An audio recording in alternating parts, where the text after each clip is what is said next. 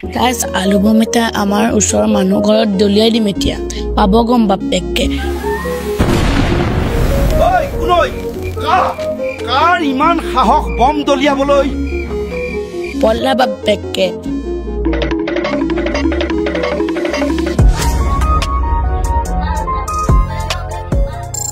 নমস্কাৰ বন্ধুসকল মই ডেকা বান্দৰ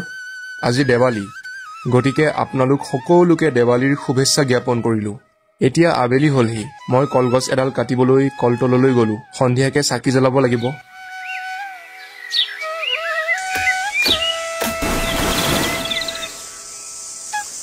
লৰাটোৱে আৰু মই কলগছডাল ধৰি পদুলি মুখলৈ আনিলো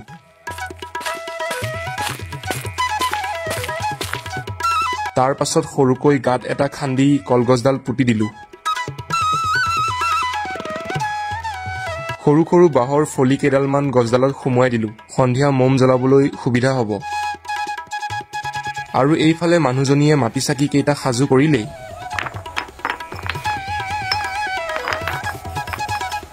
ঐ জোন বম কেইটা চালৰ পৰা নমাই আনগৈ যা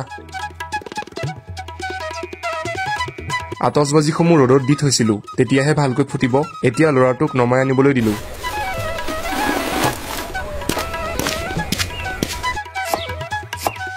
দেউতা বম এটা ফুটাওনে ইমান মন গৈছে যদি ফুটা গৈ যা কিন্তু ডাঙৰ বম কেইটা নুফুটাবি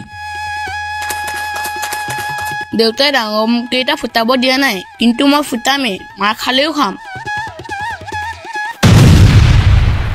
ঐ ইমান ডাঙৰ শব্দ যে ডাঙৰ বম ফুটাইছ ন ৰ তোক কথা কলেও নুশুন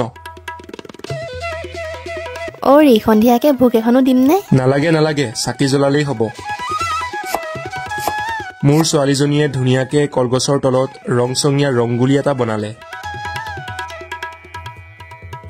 অলপ সময়ৰ পাছত সন্ধিয়া হলহি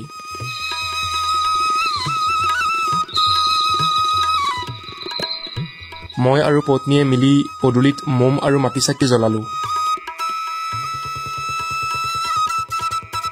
আৰু এইফালে মোৰ ল'ৰাটোৱে বম ফুটোৱাত লাগিছে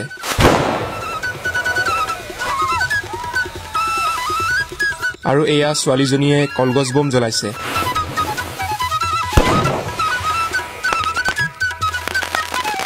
বন্ধুসকল ৰকেট বম কেইটামান আনিছিলো এতিয়া সেইকেইটা ফুটাম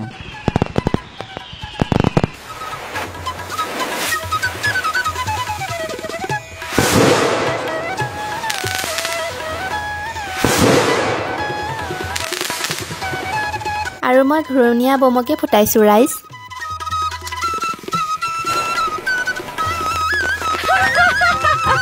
গাইজ আলু বম এটা আমাৰ ওচৰৰ মানুহ ঘৰত দলিয়াই দিম এতিয়া পাব গম বাপেকে কাৰ ইমান সাহস বম দলিয়াবলৈ পল্লা বাপেকে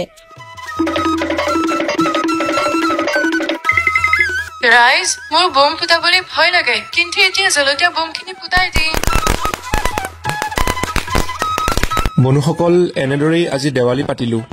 এতিয়া ঘৰৰ ভিতৰলৈ যাওঁ আৰু ৰাতিও বহুখিনি হ'ল গতিকে আজিলৈ বাই বাই হেপী দিৱালী